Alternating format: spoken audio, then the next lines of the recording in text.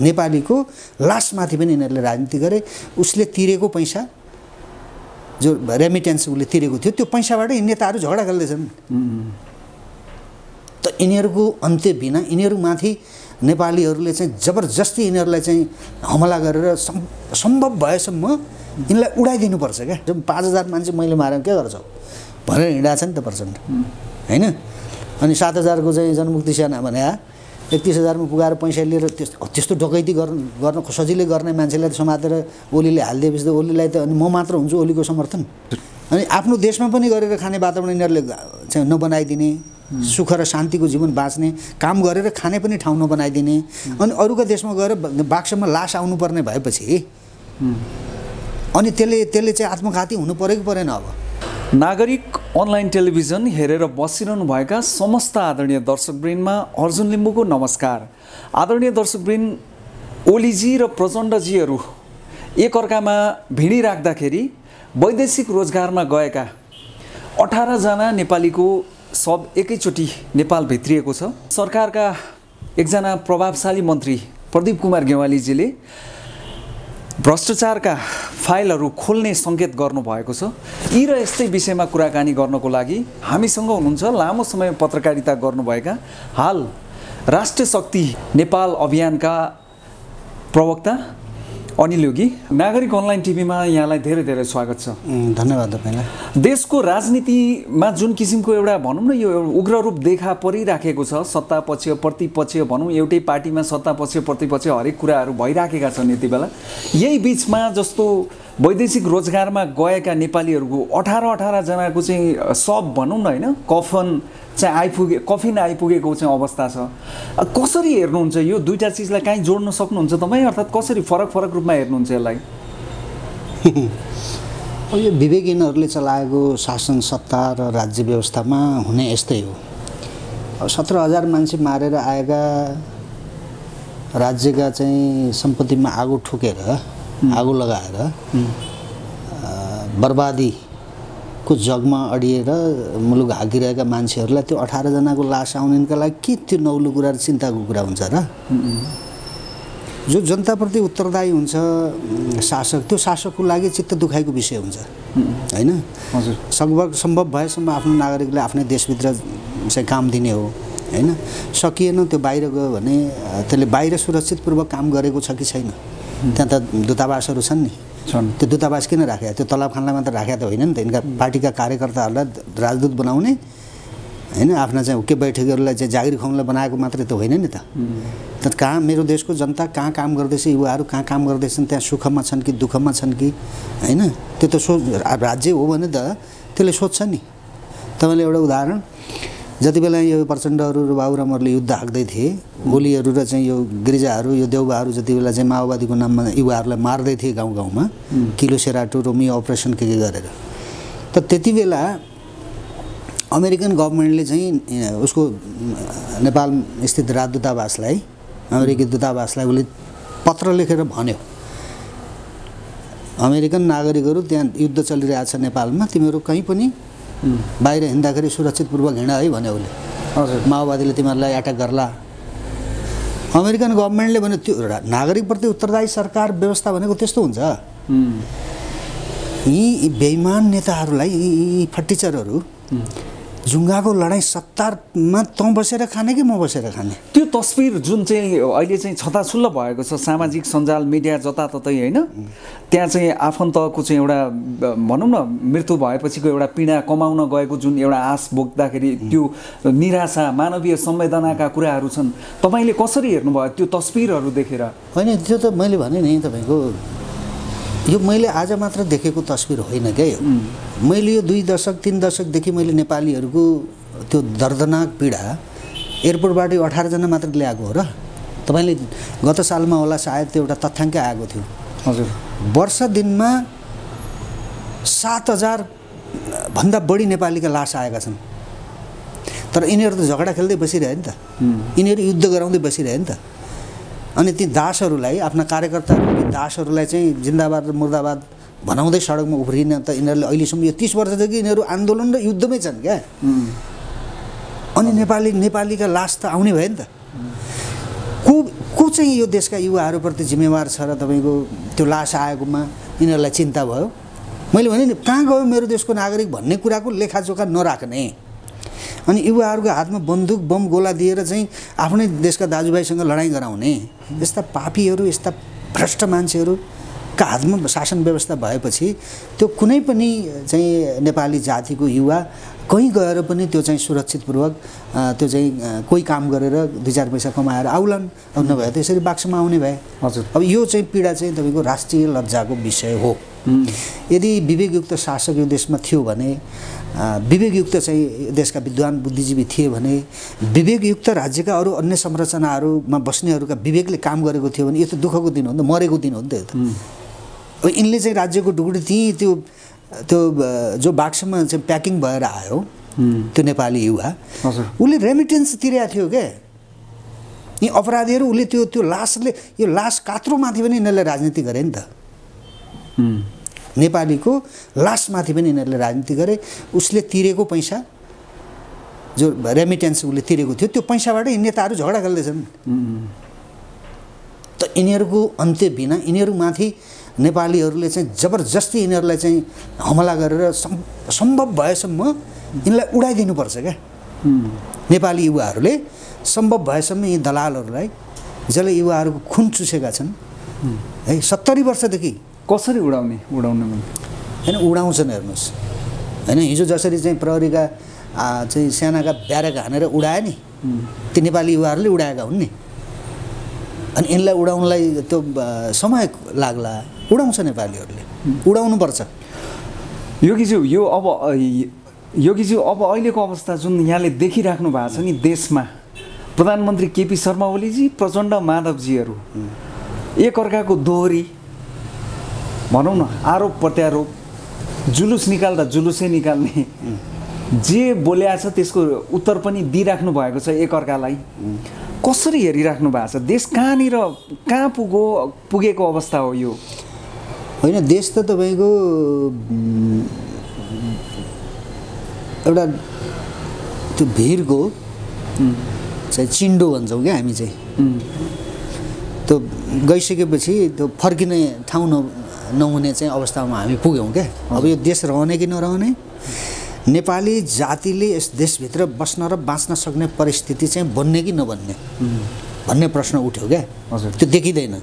किनभने प्रचण्डको ताल हेर्नुहोस्, अथवा प्रचण्डसँगै भएका माधव नेपाल र झलनाथको ताल हेर्नुहोस्, राज्य सत्तामा बसेका र कार्यकारी चाहिँ प्रमुखको भूमिकामा रहेका प्रधानमन्त्री ओलीको भाषा हेर्नुहोस्, यिनका कार्यशैली हेर्नुहोस्, यो शक्ति प्रदर्शन कसलाई देखाएको? यो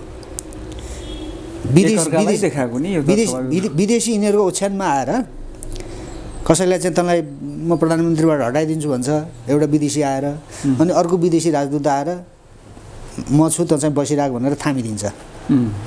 अनि यी सिल्लीहरू चाहिँ सडकमा नाङ्गा भुतुङ्गा जनताहरूलाई चाहिँ गाडीमा खाँदेर ल्याएर टाउका देखाएर भाषण गर्छन्। के हो यो व्यवस्था? यिनको यो तरिकाले यो देश बलियो हुँदैछ त?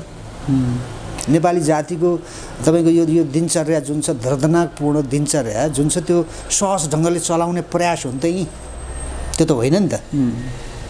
त्यसो भएर यो राज्य हाँक्ने भनेको, समाज व्यवस्था मिलाउने भनेको विवेकयुक्त मान्छे चाहिन्छ। कुनै पनि निर्णय गर्दाखेरि राज्यको जीवनमा, जनताको जीवनमा दीर्घकालीन रूपमा असर पर्ने कुरा हो भने त्यो गर्न हुँदैन भन्ने बहुमत हुनुपर्छ। त्यहाँ विवेकको बहुमत हुनुपर्छ, राष्ट्रिय स्तरबाट राष्ट्रिय चिन्तन हुनुपर्छ।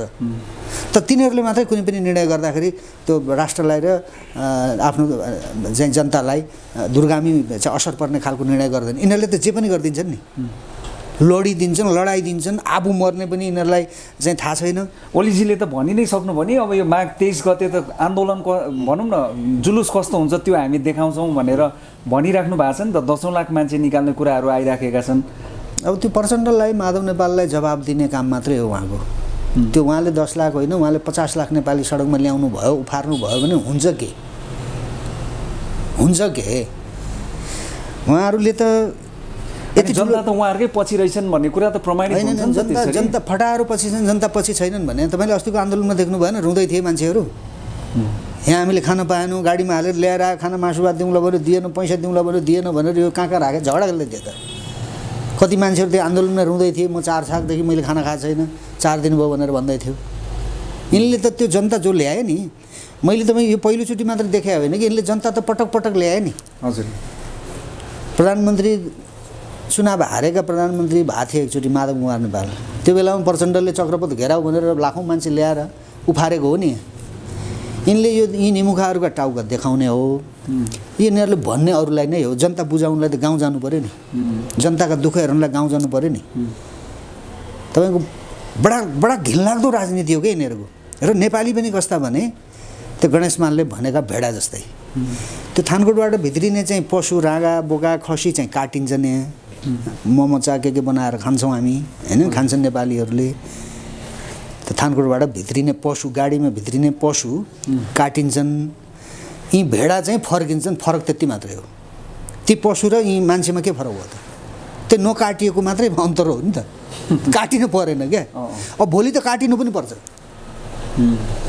यहाँ काठमाडौँ आएर आन्दोलन गर्नेहरूको आन्दोलनमा कसैले बम फालिदियो नफाल्दासम्म है, त्यहाँ 2-4 दर्जनको त्यहाँ चाहिँ हताहत भएर अनि 2-4 दर्जन घाइते भएर चाहिँ रुवाबासी नगरुन्जेलसम्म त्यो भेडाहरू त यिनले ल्याउने भए।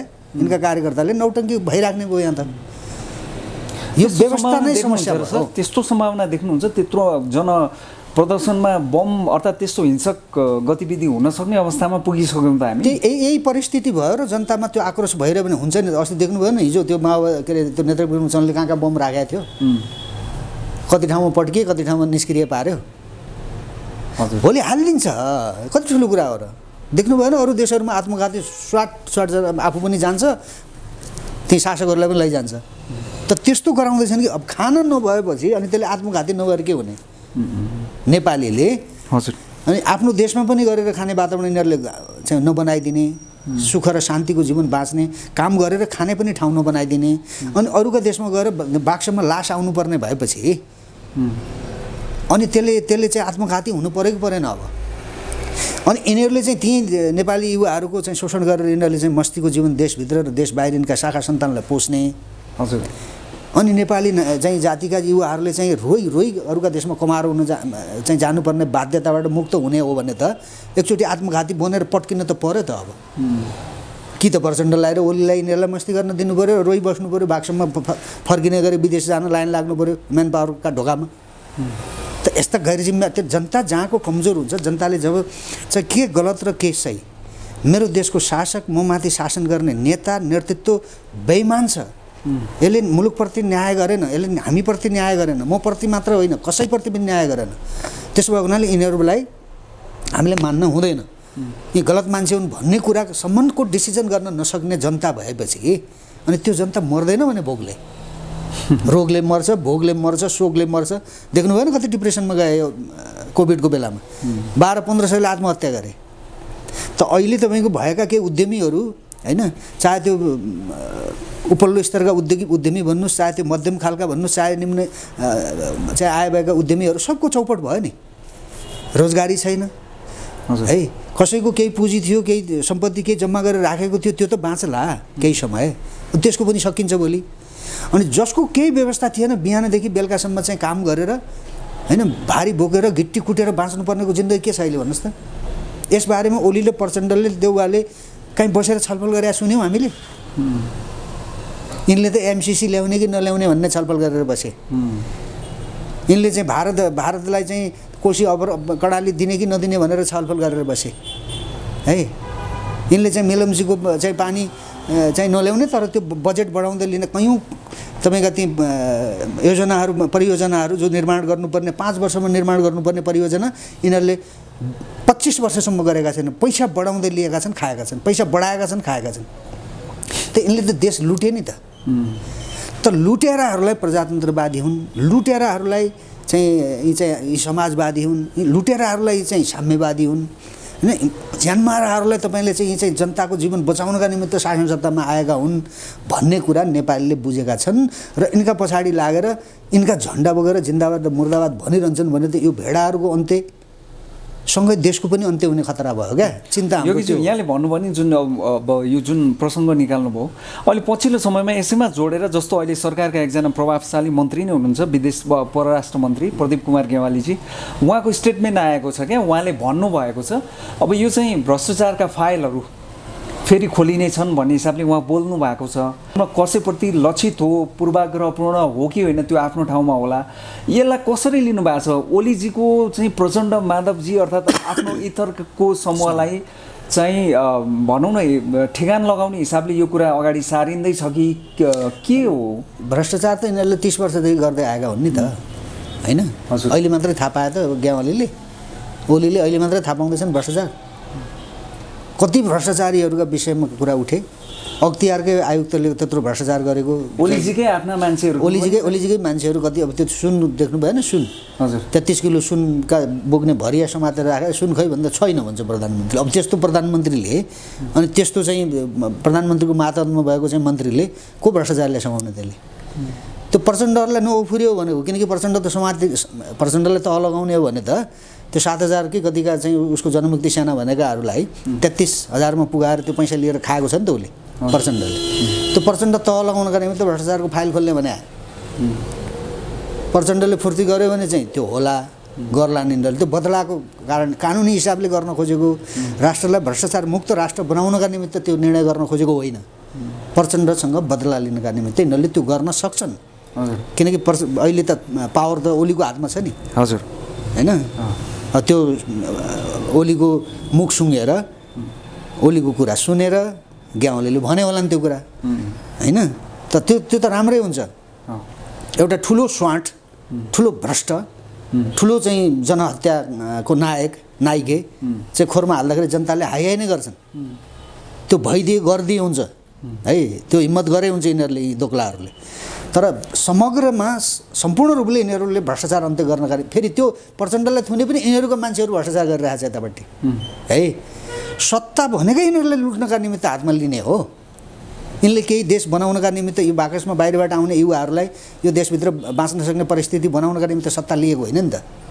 हजुर राजा महेन्द्रले 17 सालमा शासन लिएर 12-14 वर्ष मात्रै राजा महेन्द्रले काम गरे हो कति उद्योग धन्दा कल कारखानाहरू स्थापना भए देशभित्र मोटर बाटोहरू कति बन्यो हैन यो राष्ट्र चाहिँ स्वतन्त्र राष्ट्र हो भनेर विश्व शक्ति राष्ट्रहरूका सामु चाहिँ राजाहरूले चाहिँ यो देशको शान नेपालीहरूको सम्मान इज्जत यसरी ठाडो गरेर चाहिँ उभ्याइदिए यो 30 वर्ष यिनीहरूले शासन गरे ठ्याक्कै 46 पछि हेर्नुहोस् 30 वर्ष यिनीहरूले शासन गर्दाखेरि हामी त अहिले हत्यारा ज्यानमारा डाँको कुरोमा कहीँ गए पनि हामीलाई विश्वास गर्दैन पञ्चायत कालमा फर्किन त हामी सक्दैनौँ पञ्चायतमा फर्किने त होइन हामी त योभन्दा अगाडि जानु छ तर पञ्चायत कालमा कोही पनि नेपाली कतिपय देशमा जाँदाखेरि नेपाली भनेर त्यो पासपोर्ट देखाउँदा मात्र पुग्थ्यो क्या भिसा लागेको छ कि छैन हेर्दैन थियो नेपाली भने चाहिँ जा भन्थ्यो अब अहिले त्यो टोपी लगाएर गयो टोपी खोल्थ्यो र टोपीभित्र बम छ भन्छ अरे विदेशमा थाइल्यान्डमा हङकङमा त्यहाँ एयरपोर्टमा त्यहाँको सेक्युरिटीले चेक गर्दाखेरि टोपी समेत खोल भन्छ टोपी लगाएर गएको छ भने पनि यसले त देशलाई देशको बदनाम गरे नि बहादुर सम्पूर्ण श्रेय अहिलेकै नेताहरूलाई चाहिँ किन दिने त होइन यिनले गरेको बदमासी हो नि त यो मैले भने नि तपाईँको 17 सालपछि राजा महेन्द्रले 12-15 वर्ष काम गर्दा चाहिँ यो देश वात्तै औद्योगिकरण तर्फ चाहिँ उन्मुख भयो स्वावलम्बी भयौँ 550 भन्दा बढी मान्छे 46 भन्दा अगाडि बाहिर गएको थिएन विदेशमा गएको थिएन तर राजाले त हातखुट्टा बाँधेर राखेका थिएन नि त यहाँभित्र पञ्चायतले हातखुट्टा बाँधेर ढोकामा चुक्कुल लगाएर थुनेर राखेको थियो र किनकि यहीँभित्र बाँच्न सक्ने थिति र विधि थियो त्यो कारणले वैदेशिक रोजगारमा त्यति नेपालीहरू गएनन् त्यो एउटै कारण थियो के भने आफ्नो देशको जनतालाई दुःख नहोस् अरूका देशमा भाषा बुझेको हुँदैन काम गर्ने कुनै सिप पनि छैन दुःख हुन्छ भनेर राजाहरूले पठाउन चाहिँ इन्कार गर्थे अरे स्टुडेन्ट भिसामा अरू कुनै त्यस्तो भिसा केही मिलाएर कोही जान्थे तैपनि त्यो स्ट्रिक्ट कानुन थियो त्यो जान नपाइने त्यस्तो गरेको थियो त्यो 46 पछि सबै खुला भयो प्रजातन्त्र आयो भनेको यो देश त चाहिँ विदेशीहरूका मजदुर चाहिँ उत्पादन गर्ने कारखाना पो भयो त यो देश भयो त अब त अरूका देशमा चाहिँ बाहिरबाट मान्छे हायर गरेर महँगो पैसा तिरेर आफ्नो देश बनाउँछन् अनि यी पातकीहरू त तपाईँ हामीलाई लडाएर पो बसिरहेछन् त्यहाँ शासनमा अनि यिनलाई चाहिँ माथि राखौँ अनि हामी चाहिँ सधैँ तल बसेर ताली बजाउँ कसैले भन्छ भने त्यो मूर्खता काम विवेकयुक्त र सचेत नागरिकले त्यो काम गर्न हुँदैन। तपाईँका लागि नि योगीजी जस्तो अहिलेका प्रधानमन्त्री केपी शर्मा ओली र पूर्व प्रधानमन्त्री प्रचण्डजी जो चाहिँ अहिले दुई कित्तामा हुनुहुन्छ नि, उहाँहरू मध्ये तपाईँलाई ओलीजी चाहिँ ठिक लाग्छ होइन? होइन, मलाई यो ठिक र त्यो बेठिक भन्ने प्रश्न तपाईँ समर्थक हो नि त ओलीजीको आजको मितिमा? ओलीका कतिपय कामको लागि म समर्थक हुँ। हजुर। होइन, जस्तै यो अहिले उहाँले चाहिँ यो सङ्घीयता, धर्मनिरपेक्षता, होइन, यो चाहिँदो नचाहिँदो कामहरू जे गरेका छन् नि यिनीहरूले, यो काम चाहिँ शीघ्रातिशीघ्र चाहिँ ओलीले यो कुरालाई अस्वीकार गरेर नेपाली जनता जहाँ जान चाहन्छन् त्यो जाने मार्ग प्रशस्त उहाँले गरिदिनुहुन्छ भनेर मैले समर्थन गरेँ। म नेकपा होइन नि, ओलीको कार्यकर्ता होइन नि, म एउटा सचेत नागरिक हुनुको नाताले यिनीहरूले जे बमण्ड यो धर्मनिरपेक्षता, सङ्घीयता, यो गणतन्त्र, यो देश मास्न ल्याएका एजेन्डा हुन् नि, त्यो कारणले ओली त्यहाँनिर उभिदिन्छन् कि भन्ने मेरो आशाले मैले समर्थन गरे हो। हजुर। अब म ओलीको भक्त पनि होइन, म तिनको पार्टीको कार्यकर्ता पनि होइन, होइन। हजुर। अब ओलीले मुलुकप्रति न्याय गरिदिउन् भन्ने मेरो चाहना हो। उनलाई एउटा मौका पनि छ। त्यस्तो मौका सधैँ आउँदैन। जस्तै भनौँ न, प्रचण्डलाई थुन्ने ओलीले थुनिदियो भने त त्यो सर्वश्रेष्ठ बहादुर हुन्छ नि त ओली। प्रचण्डलाई कसैले चलाउन सकेको छ अहिलेसम्म? 5000 मान्छे मैले मारेँ के गर्छौ भनेर हिँडेको छ नि त प्रचण्ड, होइन? अनि 7000को चाहिँ जनमुक्ति सेना भने 31,000मा पुगाएर पैसा लिएर त्यस्तो डकैती गर्न सजिलै गर्ने मान्छेलाई समातेर ओलीले हालिदिएपछि त ओलीलाई त, अनि म मात्र हुन्छु ओलीको समर्थक, लाखौँ जनता हुन्छन् नि भोलि। त्यही त म त्यो ठाउँमा भए मैले गर्नुपर्ने के हो त्यो मलाई थाहा थियो, गर्थेँ। त्यसो भएर म त्यो गर्ने ठाउँमा नभएको हुनाले ओलीजी हुनुहुन्छ नि त ओलीजीलाई मैले भनिदिएको, तपाईँ ठाउँमा हुनुहुन्छ, यो गर्नुभयो भने तपाईँ महान मान्छे हुनुहुन्छ भनेर भन्या हो। अब ओलीले चाहिँ